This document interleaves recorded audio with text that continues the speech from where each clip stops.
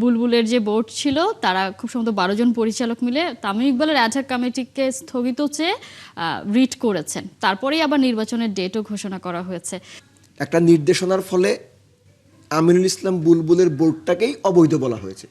লিটন রীতিমতো বাঁচিয়ে দিয়েছে। সিলেট টেস্টের প্রথম দিনটাতে যে ধ্বংসস্তূপে পড়ে গিয়েছিল বাংলাদেশ, সেখান থেকে টেনে তোলার চেষ্টা করেছেন। এখন বাকি কাজটা বোলারদের, তারা পারবে কিনা, কি কি চ্যালেঞ্জ আছে এই বাকি 4 দিনে, সেসব নিয়ে আলোচনা করতে চাই। একই সাথে বিসিবির নির্বাচনের ডেট ঘোষণা করা হয়েছে 7 জুন। এটা আবার তামিম ইকবালের যে অ্যাডহক কমিটি আছে সেটা বাতিল চেয়ে রিট করা হয়েছে। সব কিছু নিয়ে আলোচনা করতে চাই। স্টুডিওতে আমাদের সাথে আছেন ক্রীড়া বিশ্লেষক দেব চৌধুরী।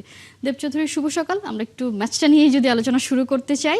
লিটন বলছেন যে তিনি তার দায়িত্বটা পালন করেছেন। আবার লিটনের স্ট্যাট দেখলে আমরা দেখি যে তার 6টা সেঞ্চুরির 3টেই আসছে পাকিস্তানের বিপক্ষে।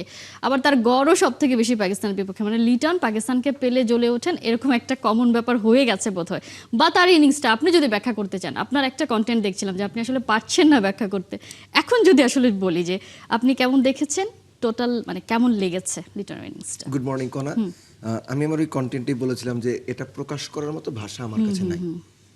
কেননা যে পরিস্থিতিতে লিটন 100টা করেছেন, যেভাবে কমেন্টেটররা বলেন যে toying with the field placing, toying with the bowlers, পাকিস্তানের বোলার এবং ফিল্ড সেট আপ নিয়ে লিটন সিম্পলি ছেলে খেলা করেছেন। আপনি খেয়াল করে দেখেন যে 7-8 জন ফিল্ডার বাউন্ডারি লাইনে, লিটনকে ওই পার্টিকুলার বোলার, আমি একজনের কথা বলছি না, সবার কথাই বলছি, ফিল্ড সেট অনুযায়ীই বল করছেন লিটন, তারপরে বাউন্ডারি বের করছেন।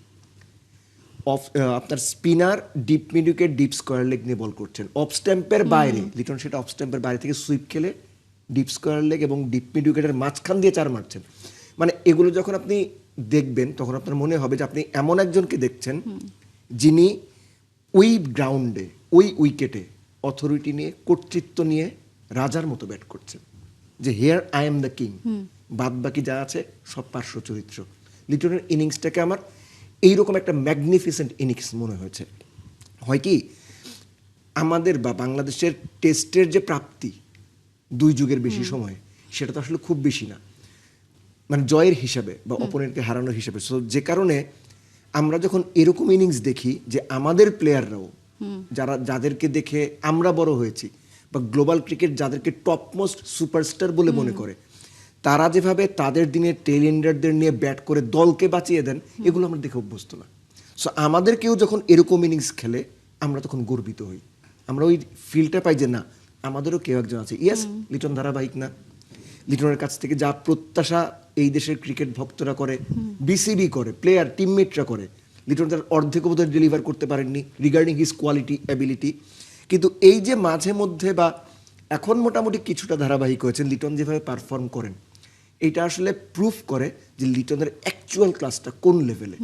সো আমার মনে হয় যে তাইজুলের সঙ্গে লিটন যখন উইকেটে আসলেন, লিটনের রান তখন কত 2-3 এরকম, মানে বাংলাদেশ রীতিমতো ট্রাবলে। সেখান থেকে একটা 60, একটা 38, একটা 64 টেইল এন্ডারদের নিয়ে তাসকিন, শরীফুল, তারাও আগে তাইজুল, এই যে খেলাটা, এই অথরিটি নিয়ে খেলা, এই দায়িত্ব নিয়ে খেলা, এই কর্তৃত্ব নিয়ে খেলা এবং এই কনফিডেন্স নিয়ে খেলা, এটা আসলে মানে অবিশ্বাস্য। এবং আমি বলবো যে লিটনের এই ইনিংসটা শুধুমাত্র 126 রান, বোর্ডে 350 বা 278, এটা না, পুরো ড্রেসিং রুমটার মধ্যে একটা কনফিডেন্স দেওয়া যে এই ম্যাচে আমরা পাকিস্তানকে চেপে ধরতে পারবো এবং কামব্যাক ভালোভাবে করতে পারবো। এই মেসেজটা দরকার ছিল, ওই ইনিংস এই মেসেজ দিয়েছে। এক্স্যাক্টলি, মানে ম্যাচটা বাঁচানো, সাহস দেয়া এবং মোটিভেশন সবকিছু একই সাথে করে গেছেন লিটন দাস। লিটন বলছিলেন কালকে প্রেস কনফারেন্সে যে তিনি আসলে একদম যখন শুরু করেছেন তাকেও মনে হয়েছিল কিছুটা বোধহয় তিনি রক্ষণাত্মক খেলার চেষ্টা করছেন। তিনি ড্রেসিং রুমে একটা মেসেজ পাঠানোর চেষ্টা করেছেন যে তিনি কি বোর্ডে রান তুলবেন, মেরে খেলবেন নাকি, এবং তার কাছে এসছে রান তুলবেন এবং তিনি লাইসেন্স পেয়ে গেছেন। এই যে ব্যাপারটা, যে তার মনে হয়েছে যে আসলে এখন যতক্ষণ এভাবে মাটি কামড়ে পড়ে থাকার কিছু নেই, তাকে আসলে থাকতে হলে রান করতে হবে। এই যে ম্যাচিউরিটি, এবং লিটনের প্রশংসা প্রত্যেকে করছিলেন। পাকিস্তানি যারা আছে বিশ্লেষক, তারা বলছিলেন যে যে সুযোগটা তাদের বোলাররা পেয়েছিল সেটা পুরোটাই কেড়ে নিয়েছেন আসলে লিটন কুমার দাস। এই ম্যাচিউরিটি আমরা আসলে নিশ্চয়ই প্রত্যেকের কাছ থেকেই চাই। ডেফিনেটলি। এবং এই ম্যাচুরিটির প্রশ্নে হচ্ছে যে ব্যাপারটা সামনে চলে আসে, তানজিদ তামিম 24 করে আউট হন, শান্ত 22 করে আউট হন, মুমিনুল 24 করে আউট হন, 26 করেন, মুশফিক 29 করেন। এই ম্যাচুরিটির কথাটা আমি বলছি। টেস্ট ক্রিকেটে আপনি 0 করেন, 2-3 করে আউট হন, অ্যাবসলিউটলি ফাইন। কিন্তু আপনি যখন 20 পার করে ফেলবেন, 30 করে ফেলবেন, আউট হওয়ার ক্রাইম। বাংলাদেশের টপ অর্ডার 6 ব্যাটসম্যান 4 জন এই ঘটনা ঘটিয়েছেন। সো ম্যাচুরিটি তাদের নাই। মুশফিক কত বছর ক্রিকেট খেলছেন? শান্ত 10 বছর ক্রিকেট খেলছেন। মুমিনুল কত বছর ক্রিকেট খেলছেন? 10 বছর হয়ে গেছে। সো এই যে ডেলিভার করার বিষয়টা, এটা অনেক সময় শুধুমাত্র ম্যাচুরিটির উপরে ডিপেন্ড করে না, এটা সবসময় কনফিডেন্সের উপরও ডিপেন্ড করে না। সিচুয়েশন, আপনি কিভাবে অ্যাডপ্ট করছেন ওই পার্টিকুলার মোমেন্টে, ওই পার্টিকুলার ম্যাচ সিচুয়েশনে আপনি কতটুকু ফোকাসড আছেন, এবং একই সঙ্গে কোনা মানে মানতে বাধ্য লাকেরও কিছুটা ব্যাপার থাকে। Right. লিটনের যে এলবিডব্লিউ শাউটটা ছিল, ওইটা হয়ে গেলে কি হইতো, মানে ifs and buts are always there. So আমি বলছি যে এই যে ফরচুন ফেভার্স দ্য ব্রেভ বলা হয়, সো লিটনের সাহসী কাজটা করেছেন। লিটন যে সেটা আসলে করতে পেরেছে 50 থেকে তার যে স্কোরটাকে, অ্যাবিলিটি নিয়ে কোনো প্রশ্নই কখনো ছিল না। আপনি খেয়াল করে দেখেন, যদি এই ধরনের রোলের সবচেয়ে প্রাইম এক্সাম্পল আমার কাছে হচ্ছে অ্যাডাম গিলক্রিস্ট। 6-7 নম্বরে নামবেন, সাধারণ আমাদের যে ক্রিকেটের ভাষা সেটাতে নেমেই চালাবেন এবং ম্যাচটাকে অপোনেন্টের হাত থেকে দূরে নিয়ে যাবেন, অথবা এমন একটা সিচুয়েশনে নিয়ে যাবেন যে দল খুব স্ট্রং একটা পজিশন যায়। লিটনের যে মেসেজ চাওয়া, যে অ্যাকচুয়ালি ক্যাপ্টেন কোচ কি চাচ্ছে, আমি তো এখন তো একটা পার্টিকুলার দলের ড্রেসিং রুমে থাকি, তো এই জিনিসগুলো এখন আমি ভালো রিলেট করতে পারি। সো প্লেয়ারের পার্টিকুলার রোল থাকে, লিটনের ওই রোলটা ওই সময় ডিফাইন করতে হতো দুইভাবে। ইদার তার অল আউট অ্যাটাকে যাইতে হবে, ওভারের 4টা বল খেলে 5 নাম্বার বা 6 নাম্বার বলে সিঙ্গেল নিতে হবে, বাকি বল মারার চেষ্টা করতে হবে, একদম বেসিক টেস্ট ক্রিকেট, অথবা যে কোনোভাবেই হোক উইকেটে টিকে থাকা। তারা প্রথম অপশনটা বেছে নিয়েছে, কারণ হচ্ছে attack is the best form of defence. So and he succeed. আর আপনি 6 নম্বরের কথা বলছিলেন, 2021 সালের পর থেকে বোধহয় লিটনের সেঞ্চুরি সবচেয়ে বেশি, 6-এ নেমে। সো লিটন আসলে সবকিছুই ভালো, কিন্তু ওই যে ধারাবাহিক যদি হতে পারতেন তাহলে হয়তো আমরা আরও বেশি বেশি লিটনকে নিয়ে কথা বলতে পারতাম। ছোট্ট করে আজকের দিনের পরিকল্পনাটাই জানতে চাই। যেভাবে পাকিস্তান স্টার্ট করেছে, আমরা নিশ্চয়ই এক্সপেক্ট করেছিলাম যে শেষের দিকে একটা উইকেট অন্তত বাংলাদেশ তুলে নিতে পারবে, সেটা পায়নি। লাস্ট বলটার কথাই যদি বলি, নাহিদ রানাকে জাস্ট 4 মেরে শেষ করেছেন আজান। সেই আজান যাকে আমরা নিয়ে কথা বলেছিলাম আমরা দুইজন, যে তার কনফিডেন্স, কমিটমেন্ট দলের প্রতি, এবং সেটা এই ম্যাচেও দেখা যাচ্ছে। আজকের টার্গেটটা কি হওয়া উচিত? First of all, Azan is মানে absolutely fantastic young man to be watch. হ্যাঁ, সো যে বিষয়টা, বৃষ্টি কিন্তু হয়েছে, ভোরবেলা থেকে বৃষ্টি হচ্ছে, সকালেও বৃষ্টি হচ্ছে, ম্যাচ ডিউ টাইমে শুরু হবে, এটা আসলে চিন্তা করাটা একটু ডিফিকাল্ট। উইকেটটা কি অবস্থায় আছে এই বৃষ্টির পরে, এটা বাংলাদেশকে খুব ভালোভাবে অ্যাসেস করতে হবে। ক্যাপ্টেনকে, মুশফিককে, মুমিনুলকে, 3 জনের নাম স্পেসিফিক্যালি এই জন্য বললাম, তাদের সম্মিলিত যে চিন্তাটা, এটা বোলারদের কাছে ইনজেক্ট করতে হবে যে ভাই তোমার এই রোল, তোমার এই রোল। তারা যদি মনে করে প্রথম ওভারটা, আমি জানি না, প্রথম ওভারটাই ধরেন তাইজুলকে দিয়ে চালাইতে হবে, চালান, কিন্তু make sure you need to take wickets.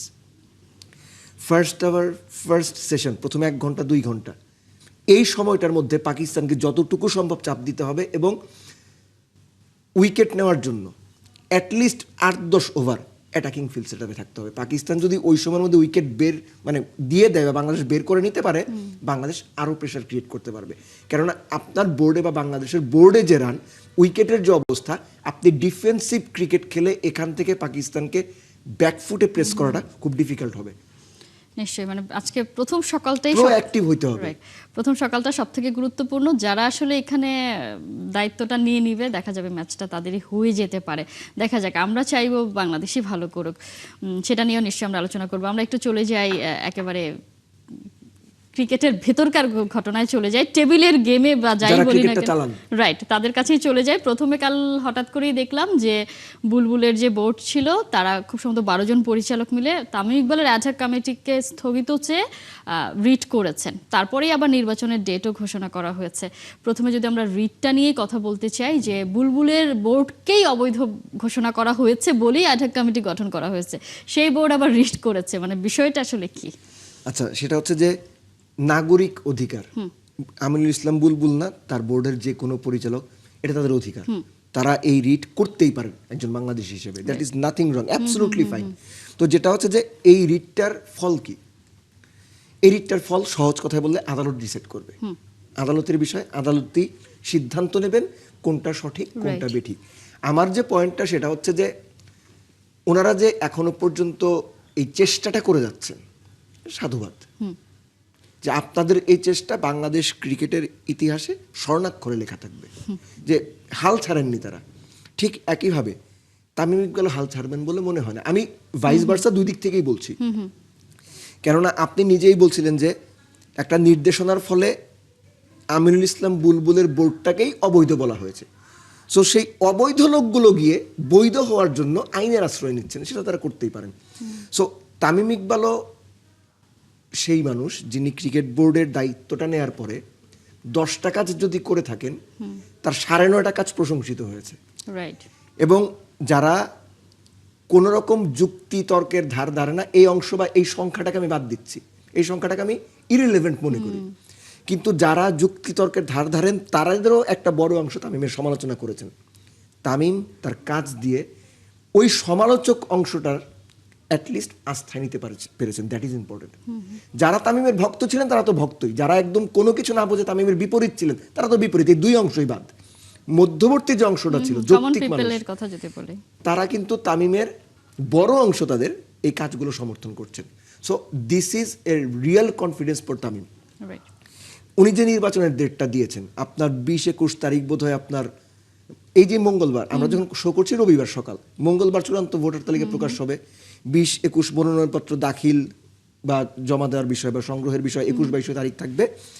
25 তারিখ সম্ভবত আপনার চূড়ান্ত ভোটার তালিকা প্রকাশ হবে। তার আগে কিছু অফিসিয়াল প্রসিডিউর আছে। 7 তারিখ জুন আপনি মেনশন করলেন যে ইলেকশন 3 সপ্তাহ এখন থেকে মোটামুটি সময় আছে।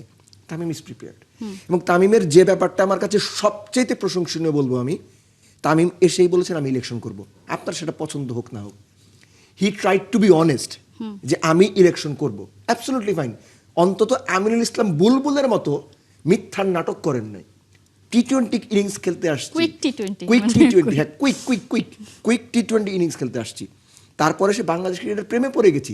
এই নাটক, এই ভনিতার, এই মিথ্যার ধারা। কিন্তু এখানে একটা প্রশ্ন আছে, ধরেন তিনি তো এসেই বলেছেন নির্বাচন করবে, মানে নির্বাচনের পরিবেশটা তামিমকেই রেডি করে যেতে হবে এবং সেখানেই তাকে আবার নির্বাচন করতে হবে। এই জায়গায় একটা কনফ্লিক্ট আছে কিনা, কনফ্লিক্ট অফ ইন্টারেস্ট, যে উনি বোর্ড প্রেসিডেন্ট থেকে করতে পারেন কিনা।